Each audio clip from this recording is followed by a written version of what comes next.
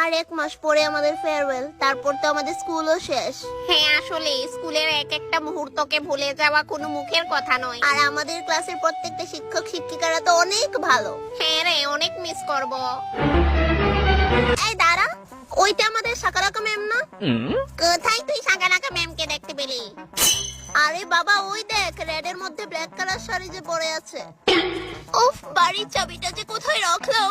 আচ্ছা দাদা, কত হয়েছে আপনার? 15,000 টাকা। 15,000 টাকা? জি ম্যাডাম। আচ্ছা, এই নিন আপনার 15,000 টাকা। হ্যাঁ রে, ওইটা তো সাকারাকা ম্যামই।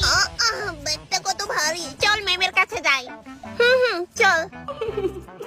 থ্যাংক ইউ দাদা, thank you. Hi ma'am, how are you? আরে মোনারা, তোমরা এখানে কি করছো? হ্যাঁ, আমি ভালো আছি। ম্যাম আপনাকে অনেক দূর থেকে দেখে চিনে ফেলেছে।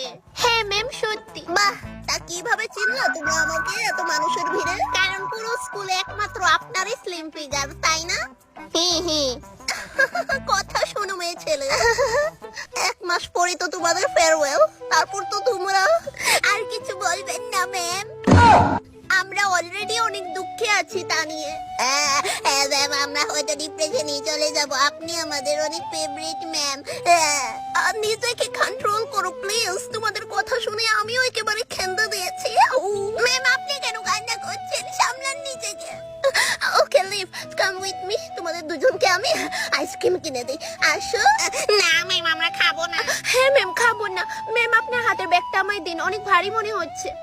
এত ফর্মালিটি? আমাকে তোমাদের বন্ধুর মতনই ভাবো। চলে আসো, ট্রিট দেবো। আচ্ছা, থ্যাংক ইউ ম্যাম। চল।